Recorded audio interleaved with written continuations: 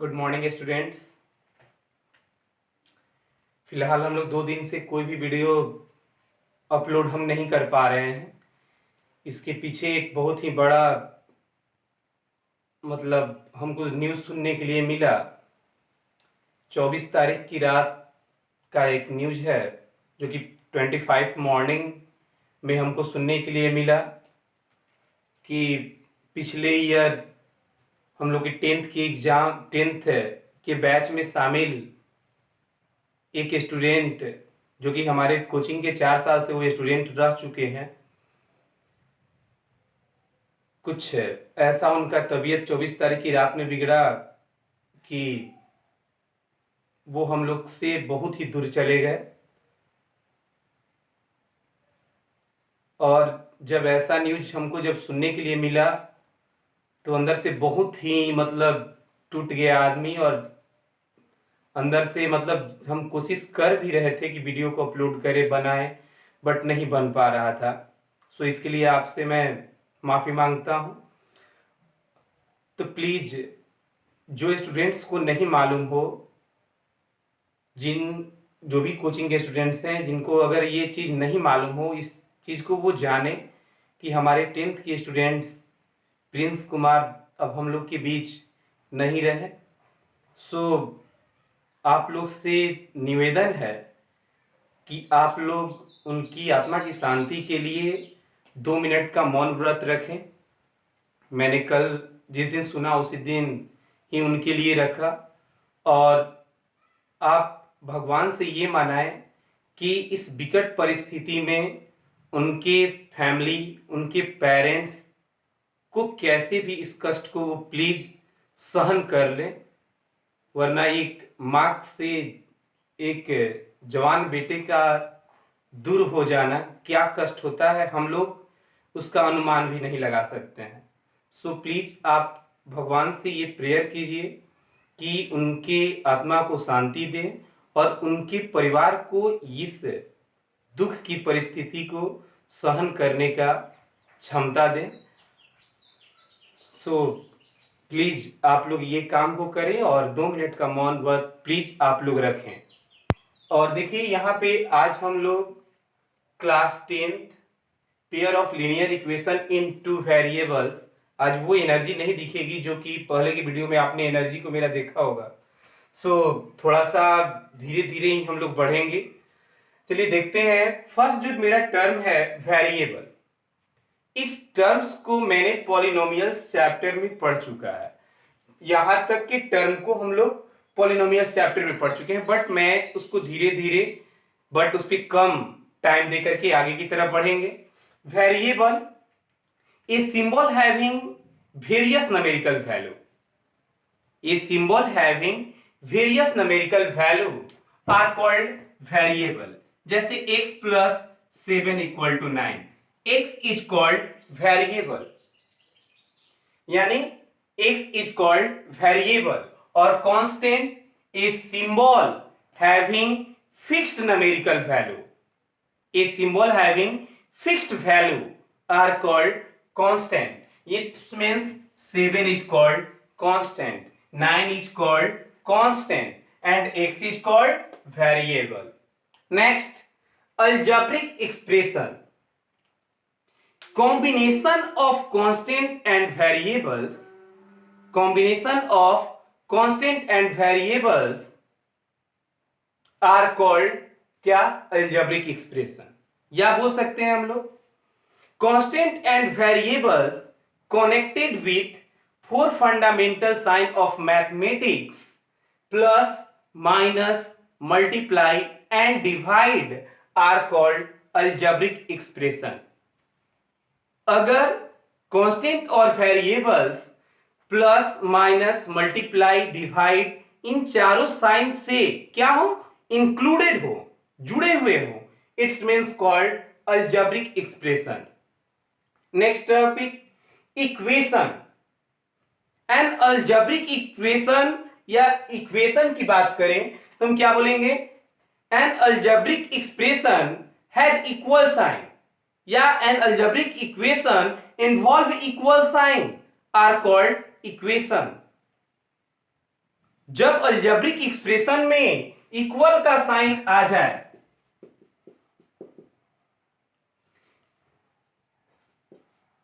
अब ये अपना देख लीजिएगा, ये गलत हो भी हो सकता है, हमने डायरेक्ट लिख दिया। अगर इक्वेशन में, या ये लिख दीजिए, ये जो हुआ इसको हम लोग क्या बोलेंगे, equation. An algebraic expression has not equal sign are called expression. क्या मैंने बोला, an algebraic expression has equal sign are called equation, and an algebraic equation has not equal sign are called expression. अगर 3x plus 5 equal to 0 की बात करें तो this is called equation, but 3x plus 5 की बात करें तो this is called expression. इसको क्या बोलेंगे, एक्सप्रेशन, और इसको क्या बोलेंगे, equation. Next, linear equation in one variable. Linear equation in one variable, इस टर्म को हम लोग क्लास 7 में पढ़ चुके हैं, क्लास 8 में पढ़ चुके हैं। तो linear equation in one variable क्या होता है, in an equation has one variable highest power be one, या हम बोल सकते हैं a equation has one variable and highest power be one. मैं डिफिनीशन जो बोल रहा हूं मेरी पीडीएफ में भी है, और अगर आप सुनकर लिखना चाह रहे हैं तो वीडियो को रुक रुक करके आप नोट कर लेंगे। मैंने क्या बोला, a equation has one variable and highest power be one, जैसे this is called linear equation in one variable, क्योंकि इसमें x है और x का पावर क्या है, 1, तो it's means linear equation in one variable. x plus 5 equal to 0, this is called linear equation. उसके बाद कहा जा रहा है क्या, linear solution of linear equation in one variable. Solution of linear equation in one variable, the suitable value of variable, या the value of variable which satisfy the equation, the value of variable which satisfy the equation is called an, क्या बोलेंगे हम लोग, solution of linear equation। मैंने क्या बोला, the value of variable which satisfy the equation, it means अगर हम इस पे एग्जांपल लें तो x इक्वल टू क्या हो जाएगा, -5, यहां पे x का वैल्यू हुआ, इट्स मींस ये वेरिएबल का वैल्यू हुआ, और इस वेरिएबल को वैल्यू को हम क्या पुट करें, इक्वेशन में, यानी कि -5 अब +5 इक्वल टू 0, तो -5 + 5 क्या बनाएगा, 0 बनेगा कि नहीं बनेगा। तो ये जो कर रहा है, ये क्या कर रहा है, इस इक्वेशन को सेटिस्फाई कर रहा है, और अगर ये इक्वेशन को सेटिस्फाई कर रहा है इट्स मींस ये मेरा क्या है, क्या है, तो उसको हम बोलेंगे solution of linear equation in one variable. Next topic, linear equation in two variable. Linear equation in two variable क्या होता है, तो हम उसको डिफाइन करेंगे, ए इक्वेशन या an equation, a equation is the written in the form of, a equation in the written in the form of ax plus by plus c equal to 0। क्या बोला मैंने, a equation which written in the form of ax plus by plus c equal to 0, where a, b and c are real number, a, b and c are real number, and a and b, a, b and c are real number, a, b are not equal to 0, not equal to 0, are called linear equation in two variable x and y। मैंने क्या definition बोला, an equation which can written in the form of ax plus by plus c equal to 0, where a, b and c are real numbers, and A and B are not equal to 0, not equal to 0 is called linear equation in two variable x and y. उसको हम क्या बोलेंगे? linear equation in two variables. इसमें दो variables कौन कौन है? x and y. But इसके पीछे भी अभी रीजन है, इसके आगे भी हमको बोलना होगा कि in this condition a and b are, और a और b का और भी कंडीशन क्या है कि a square plus b square not equal to 0. क्या कंडीशन है? तो फुल अगर डिफिनीशन बोलना होगा हमको linear equation in two variables का, तो हम क्या बोलेंगे? An a equation which can written in the form of ax plus by plus c equal to 0, where a, b and c are real numbers and a and b are not equal to 0 is called linear equation in two variables x and y. In this condition, a and b are not 0 and a square plus b square equal not equal to 0. तो इतना बड़ा अगर आप definition बोलते हैं तो वो आपका किसका डिफिनेशन होगा? Linear equation in two variables. Next, homogeneous linear equations. ये हम लोग को बहुत कम बुक में देखने के लिए मिलता है, बट इसके बारे में हम जानेंगे. क्या होता है homogeneous linear equation? An equation which can written in the form of, an equation which can written in the form of, कैसे written in the form of? written in the form of ax plus by equal to 0. बस c नहीं आएगा इसमें. अगर c equal to 0 आता है तो वो कौन कहलाएगा? Linear equation in two variable. But उसमें c नहीं आएगा तो उसको हम लोग क्या बोलेंगे? Homogeneous linear equation. तो in an equation written in the form of ax plus by equal to 0, where a and b are real numbers and a and b are not equal to 0 is called homogeneous linear equation x and y. homogeneous linear equation x and y. क्या definition पूरा आप बोलेंगे homogeneous linear equation का?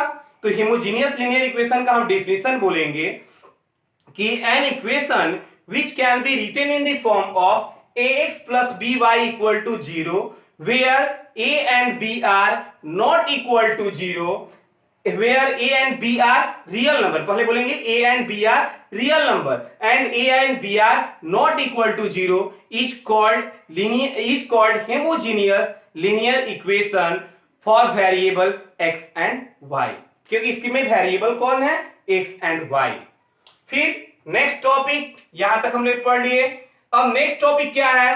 Solution of linear equation and two variable.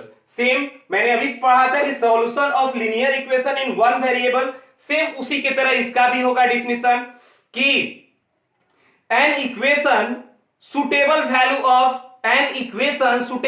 Of x and y which follow the equation, जो कि equation को क्या करे? फॉलो करे, are called solution of linear equation in two variables.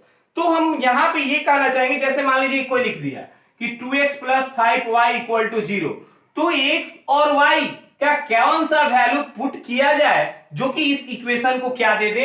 0 के बराबर. तो जो x और y का सुटेबल वैल्यू होगा, this is called solution of linear equation and two variable.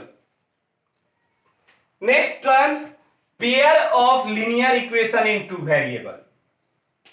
अभी हम लोग पढ़े थे linear equation in two variable. अब यहां पे क्या आ रहा है? Pair of linear equation in two variable. तो pair of linear equation in two variables के क्या डिफिनेशन बोलेंगे? तो pair of linear equation in two variables का डिफिनेशन हम सिंपल बोलेंगे कि इन एन इक्वेशन या in linear equation in two variables the same variables x and y are called pair of linear equation in two variables. आप इसको simple समझिए क्या हम कहना चाह रहे हैं. कहने का मतलब इसमें दो इक्वेशन होगा, जैसे a1x b1y plus c1 equal to 0 and a2x plus b2y plus C2 equal to 0। इसमें दोनों दो पेयर का मतलब क्या होता है? जोड़ा। इसमें दो इक्वेशंस होंगे और दोनों इक्वेशंस का वेरिएबल जो होगा वो क्या होगा? सेम होगा। क्या मैंने बोला? तो पेयर ऑफ लीनियर इक्वेशन में हम क्या बोलेंगे कि in an equation same variables, दोनों का वेरिएबल्स क्या होगा? सेम होगा। Which can written in the general form, उसका रिटेन जनरल फॉर्म का क्या है? तो a1x plus b1y plus c1 equal to 0 and a2x plus b2y plus c2 equal to 0, where a1 b1 a2 b2 c1 c2 are called real number, and अब यहां पे a1 जो है, b1 है, c1 है, a2 है, b2 है, c2 है, ये सब क्या है? Real number. And a1 b1 a2 b2 not equal to 0, not equal to 0। और a1 b1 a2 b2 ये जो होगा वो 0 के इक्वल नहीं होगा। साथ ही साथ उसका कंडीशन और है। क्या कंडीशन है? तो a1 का स्क्वायर प्लस b1 का square not equal to 0, a2 का स्क्वायर प्लस b2 का स्क्वायर नॉट इक्वल टू 0। तो ये मैंने आपको ये पढ़ाया था किसमें? Linear equation in two variables में। Linear equation in two variables को क्या हमने डिफाइन किया था कि in an equation which can written in the form of a1x या वहां पे x कह के गए थे, ax plus by plus c equal to 0, where a b and c are real number and a and b are not equal to 0, not equal to 0 is called linear equation in two variables, is called linear equation in two variables. In this condition a and b not 0 and a square plus b square not equal to 0। तो same इसके साथ भी यही condition हम लोग apply करेंगे। अब कहा जा रहा है क्या? तो पेयर ऑफ लीनियर इक्वेशन हम क्या बोलेंगे? In an two equations have same variables, in an two linear equations have same variables are called linear equation in two variables which can retain in the general form a1x plus b1y plus c1 equal to 0 and a2x plus b2y plus c2 equal to 0, where a1 a2 b1 b2 c1 c2 are not equal to 0, a1 a2 b1 b2 c1 c2 are real numbers and a1 a2 b1 b2 बोलो a1 a2 b1 b2 are not equal to 0 is called pair of linear equation, and in this condition a1 square plus b1 square not equal to 0 and a2 square plus b2 square not equal to 0। next, geometrical representation of linear equation in two variable। Geometrical या इसी को लोग बोलते हैं graphical. तो graphical सबसे पहले हमको यह जानना होगा कि linear equation in two variables graph has a straight line. Linear equation in two variables has a graph is a straight line. Linear equation in two variables का जो ग्राफ होता है वो एक स्ट्रेट लाइन होता है, but linear equation in two variables का जो ग्राफ होगा वो कैसा ग्राफ होगा? एक स्ट्रेट लाइन होगा। बट यहां पे हमको क्या पढ़ना है? Geometrical representation of linear equation in two variable. तो यहां पे हम डालेंगे पेयर, क्योंकि पेयर की बात पढ़ना है हमको। Pair of linear equation in two variable. तो जब पेयर की बात करेंगे तो दो इक्वेशन और एक इक्वेशन का एक स्ट्रेट लाइन, तो दूसरा का भी तो एक स्ट्रेट लाइन होगा। और जब इस दोनों के एक एक स्ट्रेट लाइन होंगे तो ये लाइन का होने का तीन केस होगा।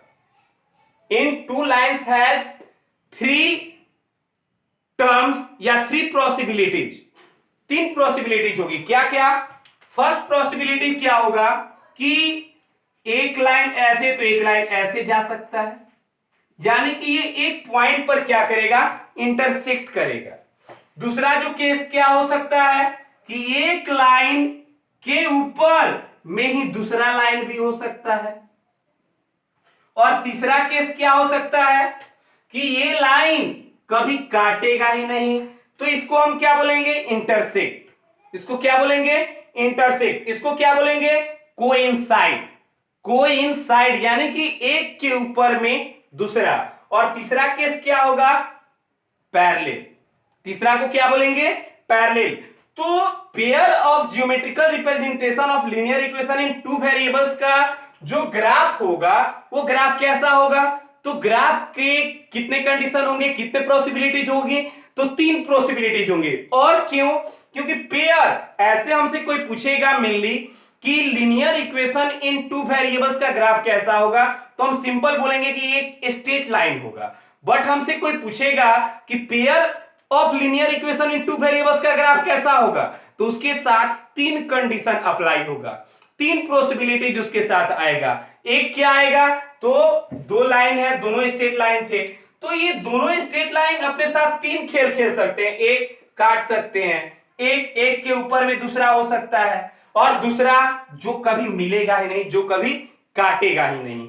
तो ये 3 पॉसिबिलिटी 2 लाइनों के बीच आ सकती है। So geometrical representation of linear equation in two variables में जो ग्राफ का रिप्रेजेंटेशन होगा वो 3 होगा। कौन कौन, फर्स्ट इंटरसेक्ट, और सेकेंड कोइंसाइड, और थर्ड जो होगा वो क्या होगा, पैरेलल। अब यहां के बाद नेक्स्ट जो टर्म है मेरा, कंसिस्टेंट एंड इनकंसिस्टेंट। कंसिस्टेंट क्या होता है और इनकंसिस्टेंट क्या होता है, इसको हम ध्यान से समझेंगे क्योंकि इसका यूज मेरा है। कंसिस्टेंट क्या होता है, तो pair of linear equation has one pair of linear equation has at least one solution. Pair of linear equation has at least one solution, यानी कि अगर पेयर ऑफ लीनियर इक्वेशन में उसका एक सॉल्यूशन है, यानी कि x का एक वैल्यू, एक y का एक वैल्यू आ जाता है, इट्स मींस कंसिस्टेंट। तो pair of linear equation has at least one solution are called consistent, and pair of linear equation has no solution are called inconsistent. तो जब सॉल्यूशन एक भी सॉल्यूशन होता है तो कंसिस्टेंट, एक हो, 1000 हो, एक के ऊपर में दूसरा हो, तो इसको हम क्या बोलेंगे, कंसिस्टेंट। और अगर एक भी सॉल्यूशन नहीं हो, इट्स मींस अनकंसिस्टेंट। यानी कि इनकंसिस्टेंट और कंसिस्टेंट, तो ये लाइन कंसिस्टेंट होता है, क्यों, क्योंकि इसका एक सॉल्यूशन है, एक जगह पे ये काट रहा है। और ये लाइन इनकंसिस्टेंट है, क्यों, क्योंकि ये एक लाइन के ऊपर में जब लाइन है, ये एक लाइन है और इसके ऊपर में ये एक दूसरा लाइन है, तो ये तो बहुत सारा जगह पे काट रहा है ना, तो it has many solutions, it has more than solutions are called consistent. और तो कंसिस्टेंट में 2 आया, कौन कौन, एक इंटरसेक्टिंग और एक ये। और इनकंसिस्टेंट, जब कोई लाइन मीट ही नहीं किया, पैरेलल है, तो क्या कोई इसमें हमारा सॉल्यूशन मिलेगा, नहीं, तो दिस इज कॉल्ड इनकंसिस्टेंट। तो कंसिस्टेंट का मतलब क्या, a pair of linear equation has at least one solution are called consistent, and a pair of linear equation has, क्या बोलेंगे, a pair of linear equation has कितना solution, no solutions are called inconsistent. Next, pair of linear equations solved in two methods. There are linear equation in two variables are solved two methods. First method are called graphical method, and second method are called algebraic method. तो graphical method and algebraic method, इसके लिए अब हम लोग इस पे पढ़ेंगे, बाकी टर्म्स को इरेज कर दिया जाए।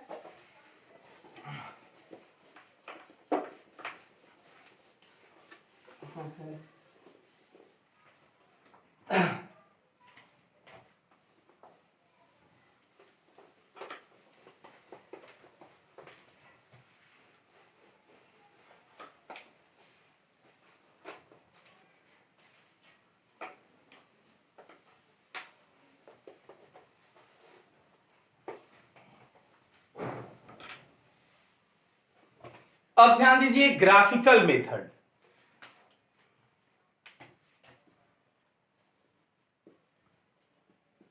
ग्राफिकल मेथड, तो ग्राफिकल मेथड क्या होता है? तो ग्राफिकल मेथड में 3 पॉसिबिलिटीज, अभी मैंने कहा कि कितनी पॉसिबिलिटीज होती है? 3। और ये इक्वेशन का बनता है कौन? तो एक होगा a1x plus b1y plus c1 equal to 0, और एक होता है a2x plus b2y plus c2 equal to 0। अब इसमें 3 पॉसिबिलिटीज होती है। क्या क्या मैंने बतलाया था? एक बतलाया था कि एक लाइन को काटेगा, दूसरा मैंने क्या बताया था कि एक के ऊपर में दूसरा जाएगा, यानी कि दोनों लाइन इसी पर रहेंगे। तीसरा मैंने क्या बतलाया था कि दोनों लाइन कभी इंटरसेक्ट नहीं करेगा। ये तीन कंडीशन को हम कहां से पकड़ेंगे? तो इन तीनों कंडीशन को यही ग्राफ का पार्ट बतलाएगा। जैसे अगर हम कहते हैं a1 by a2 not equal to b1 by b2, अगर a1 by a2 not equal to b1 by b2 होता है, अब a1 by a2 b1 by b2 क्या है? हमारे मन में ये क्वेश्चन आ रहा है कि a1 by a2 b1 by b2 sir लिख दिए, ये है क्या? तो अगर हम लिखे कि 5x plus 3y plus 3 equal to 0, 9x plus 7y plus 2 equal to 0। अब यहां पे मिलाइए a1 by a2 not equal to b1 by b2, तो a1 बाई, क्या ये a1 बाई a2 है? 5/9, और इक्वल टू a1 ये कहलाता है x का कोफिशिएंट a1 है, और दूसरे इक्वेशन का x का कोफिशिएंट a2 है। तो 5/9 3/7, क्या ये इक्वल है? नहीं है। अगर ये इक्वल नहीं है, इट्स मींस ये क्या कहलाएगा? Unique solution. और यही क्या कहलाएगा मेरा? इसको क्या बोलेंगे हम लोग? इसका जो ग्राफ होगा a1 by a2 not equal to b1 by b2, इसको हम लोग क्या बोलेंगे? Intersecting line. इसको कैसा सॉल्यूशन होगा? तो यूनिक सॉल्यूशन, यूनिक सॉल्यूशन। और इसके कितने जीरोज होंगे? 1। इसको रुक जाइए एक सेकेंड, हम आपको टोटली लिख ही दे रहे हैं।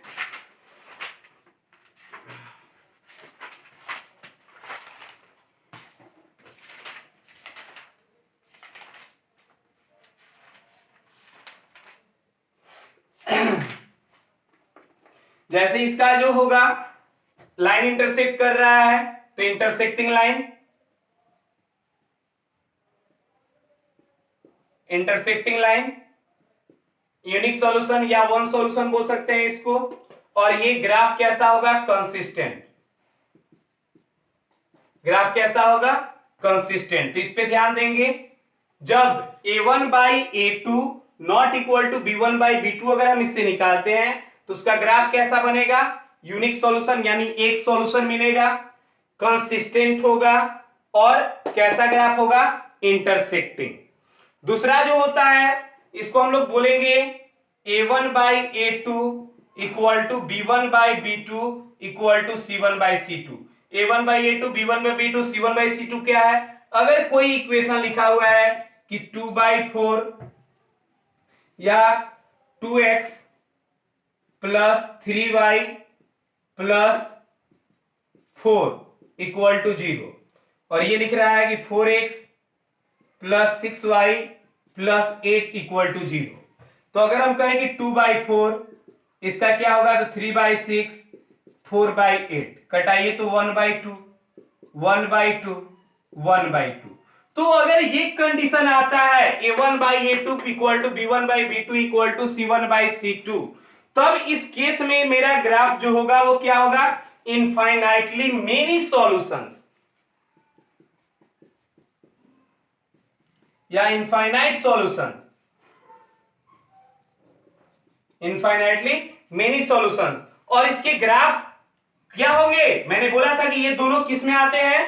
Consistent, consistent. और इसका ग्राफ कैसा बना? कोइंसाइड। क्या बना? कोइंसाइड, यानी इसका ग्राफ हो गया। तो तीन कंडीशन में, एक कंडीशन इंटरसेक्टिंग, दूसरा कोइंसाइड और तीसरा पैरेलल। तो तीसरा का केस कहता है क्या? a1 by a2 equal to b1 by b2 और not equal to c1 by c2। This graph is called parallel line. इस ग्राफ का नाम क्या होगा? Parallel line. किस कंडीशन में? a1 by a2 equal to b1 by b2 not equal to c1 by c2। इसका भी ऐसे ही आप ग्राफ लिख लेंगे। सेम अगर इसी को करना हो तो ये तो हो गया है। अब यहां पे हम मान लीजिए कि डाल देते हैं 7, तो 2 बाई 4 इक्वल टू 3 बाई 6 और नॉट इक्वल टू होगा कि नहीं 7 बाई 8, क्योंकि ये कटाएंगे तो 1 बाई 2, 1 बाई 2, तो 1 by 2 equal to 1 by 2 not equal to 7 by 8। तो दिस इज कॉल्ड कौन? दिस ग्राफ इज कॉल्ड, या इस इक्वेशन का जो ग्राफ आएगा वो कैसा होगा? पैरेलल होगा। अगर पैरेलल होगा तो वो कहीं मीट करेगा? नहीं करेगा। तो वो कैसा होगा? तो इनकंसिस्टेंट।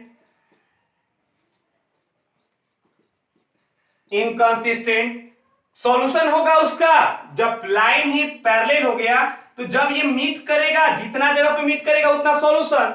तो जब ये मीट ही नहीं कर रहा है तो इसका नो सॉल्यूशन। इसका क्या हो गया? No solution. अब इसके बाद जब ये नो सॉल्यूशन आया, अब एक और कौन? और इनकंसिस्टेंट हो ही गया, नो सॉल्यूशन हो गया। और इसके जो ग्राफ होंगे वो कैसे होंगे? पैरेलल। तो मैंने आपको क्या क्या बताया? Graphical method are 3 types. इसमें कौन कौन? फर्स्ट इंटरसेक्टिंग की बात आती है, सेकेंड कोइंसाइड की बात आई, एक के ऊपर में एक, और थर्ड जो है पैरेलल की बात आई। तो इसके लिए कौन equation? a1 by a2 not equal to b1 by b2। इसके लिए तो a1 by a2 equal to b1 by b2 equal to c1 by c2। और इसके लिए पैरेलल के लिए a1 by a2 equal to b1 by b2 और not equal to c1 by c2। तो ये किसके लिए आ गया? पैरेलल के लिए। ये तीन कंडीशन होते हैं किसमें? ग्राफिकल मेथड में। अब इसके बाद एक आया था कौन? अलजेब्रिकल मेथड। अब उस पे आते हैं। ये सब लोग को समझ में आ गया होगा। ग्राफिकल मेथड का कितना पैटर्न? 3 पैटर्न्स। कौन कौन? Intersecting, coincide, parallel. अगर इंटरसेक्टिंग होगा तो इसके यूनिक सॉल्यूशन होंगे, उसके बाद से यूनिक सॉल्यूशन होगा, उसके बाद इंटरसेक्टिंग होगा तो यूनिक सॉल्यूशन और कंसिस्टेंट। ये कैसा होगा? मेनी सॉल्यूशंस, कंसिस्टेंट, और लाइन क्या होगा? कोइंसाइड। इसका नो सॉल्यूशन, इनकंसिस्टेंट, और लाइन क्या होगा? पैरेलल। अब इसके बाद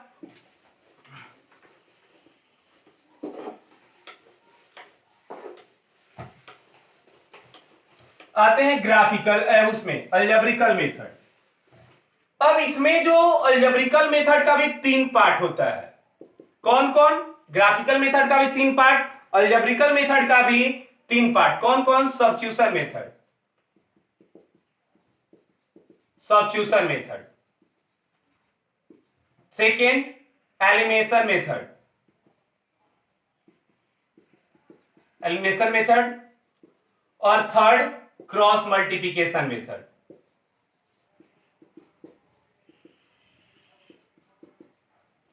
अब देखिए, इसके लिए एक हम एग्जांपल लेकर के आपको समझा दे रहे हैं।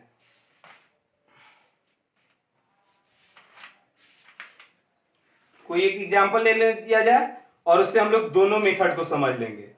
जैसे है x plus y equal to 5 and 2x minus 3y equal to 4। अब इसमें हम तीनों मेथड को पढ़ लेंगे इसी ही क्वेश्चन से। Substitution method, elimination method and cross multiplication method. Substitution method क्या होता है?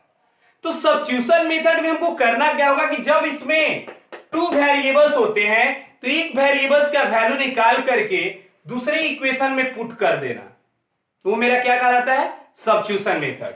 जैसे अगर ये x plus y equal to 5 है, इक्वेशन 1 है, 2 है, तो x plus y equal to 5, तो y इक्वल टू हम क्या कह सकते हैं, y इक्वल टू बोलिए 5 माइनस एक्स, बोला जा सकता है कि नहीं। इसको हम मान लिए 3। अब put the value of, put equation 3, put the value of y in, या put the value of y in equation 2। 1 से वैल्यू निकाले थे x plus y equal to 5, तो y equal to 5 minus x. y का जो वैल्यू आया किसमें पुट करना है हमको, इक्वेशन 1 से निकाले थे तो 2 में पुट कर रहे हैं। तो put the value of y in equation 2। अब 2x प्लस माइनस 3y है और y का वैल्यू क्या है 5 माइनस एक्स इक्वल टू, यहां पे कितना है 4। 2x माइनस 5 3 जा 15, माइनस माइनस क्या बनाएगा plus, 3x equal to 4। 2x plus 3x 5x equal to, ये माइनस उधर जाएगा प्लस बना देगा यानी कि हो जाएगा 19। तो x इक्वल टू 19/5। x का वैल्यू कितना आ गया 19/5। अब किसी भी इक्वेशन में 1 में पुट कर दीजिए, 2 में पुट कीजिए, 3 में पुट कर दीजिए, जिसमें पुट कीजिएगा वहां से आपका y का वैल्यू निकल जाएगा। तो हम लिखेंगे कि put the value of, put the value of x in equation 1। Equation 1 में किसका वैल्यू पुट कर रहे हैं, put the value of x in equation 1। Equation 1 में पुट कर रहे हैं, इक्वेशन 1 में पुट कीजिए। जब 1 में पुट कर रहे, सॉरी 1 में नहीं 3 में पुट कर लिया जाए, इजी रहेगा 3। तो यहां पे y equal to 5 minus x, और x का वैल्यू क्या आया है 19/5। ये कितना हो जाएगा 25 बाई माइनस 19/5 यानी कि 6/5। मैच कर लिया जाए 19/5 6/5। तो this method is called substitution method. इस मेथड का नाम क्या है, सब्स्टिट्यूशन मेथड। अगला जो मेथड है वो कौन मेथड है, एलिमिनेशन मेथड। अब देखिए एलिमिनेशन मेथड से कैसे सॉल्व किया जाता है, तीनों मेथड का नाम याद रखेंगे, substitution method, elimination method and cross multiplication method. अब हम एलिमिनेशन मेथड पे चलते हैं। यही question x plus y equal to 5 and 2x minus 3y equal to 4। ये क्वेश्चन को भी हम कौन मेथड से बनाए हैं, बाई सब्स्टिट्यूशन, और ये बाई एलिमिनेशन मेथड। अब इसमें ध्यान दीजिए x plus y equal to 5, 2x minus 3y equal to 4। तो एलिमिनेशन मेथड में किया क्या जाता है, कोई एक को बराबर कर देंगे, या x को कीजिए या y को, कैसे करते हैं इसको आप समझेंगे तो सबसे इजी यही आपको लगेगा। जैसे ये हो गया 1 और ये हो गया 2, मान लीजिए कि हमको x को कटाने का मन है, तो हम क्या करेंगे, इक्वेशन इन इक्वेशन 1 मल्टीप्लाई, इसमें 1 में देखिए किससे कर रहे हैं, x के कॉफिशिएंट, यानी ये x2 जो था या a2 जो था उसके कॉफिशिएंट 2 से, 1 में किससे मल्टीप्लाई किए 2 से, इन equation 1 multiply 2 and 2 multiply and equation 1 multiply 2 subtract करना पड़ेगा, क्यों कर रहे हैं बताएंगे, एंड इक्वेशन 1 मल्टीप्लाई, तो इक्वेशन 1 में तो हो गया ना, इक्वेशन 2 मल्टीप्लाई इसका कोएफिशिएंट क्या है 1। मैंने जो बोला इसको समझिए। सबसे पहले देखेंगे साइन डिफर है क्या, साइन तो डिफर है नहीं, डिफर होगा साइन प्लस, अगर दोनों सेम साइन होगा माइनस, तो दोनों यहां पे कौन साइन है, सेम साइन है, और जब दोनों सेम साइन है तो यहां पे क्या करना पड़ेगा हमको माइनस। अगर दोनों सेम साइन ना होकर के डिफरेंट साइन होता तो हम क्या करते प्लस। करेंगे सर यहां से बनता कि नहीं, ये भी बनता, तो y से बनाना होता तो कैसे बनाते, इक्वेशन 1 में 3 से और इक्वेशन 2 में 1 से। 1 में करना है x के लिए तो इक्वेशन 1 में कितना से 2 से, और x का कोएफिशिएंट कितना है 1, तो 2 में कितना से 1 से, और क्या कर रहे हैं सब्ट्रैक्ट, तो कीजिए, तो इक्वेशन 1 में 2 से 2x प्लस और इसमें 1 से, तो 2x plus 2y equal to 10, और इसमें 1 से कर रहे हैं तो कितना आएगा 2x minus 3y equal to 4, और माइनस करना है तो नीचे वाला का साइन क्या हो जाएगा, चेंज, यानी कैंसिल। कितना आ जाएगा ये 5y इक्वल टू 6, तो y इक्वल टू कितना आ गया 6/5। यहां पर भी y का वैल्यू कितना आया था 6/5। नेक्स्ट y का वैल्यू आ गया। अब x कोई भी इक्वेशन में पुट कर दीजिए, इक्वेशन 1 यही है ना, अब इस इक्वेशन में पुट कर दीजिए, जैसे x plus y equal to 5। यहां हम लिखेंगे कि put the value of y in equation 1। Equation 1 में पुट कीजिए, x plus y equal to 5 है, x तो y के जगह पे 6 x equal to x plus y का वैल्यू कितना है 6/5 इक्वल टू 5, तो x इक्वल टू 5 माइनस 6/5, तो कितना आ जाएगा 25 माइनस 6/5 इक्वल टू 19/5। ये y x का वैल्यू कितना आ गया, x का वैल्यू 19/5 था। इसको हम लोग क्या बोलते हैं, एलिमिनेशन मेथड। तो जब भी आपको एलिमिनेशन मेथड से सॉल्व करना होगा तो आप क्या करेंगे, इक्वेशन 2 के x के कोफिशिएंट को फर्स्ट में मल्टीप्लाई कर दीजिएगा, और इक्वेशन 1 के x के कोफिशिएंट को 2 में मल्टीप्लाई कर दीजिएगा। अगर y से करना हो तो y वाले को इसमें, और इस y वाले के कोफिशिएंट को इसमें। अगर साइन डिफर होगा प्लस, और अगर साइन सेम होगा माइनस।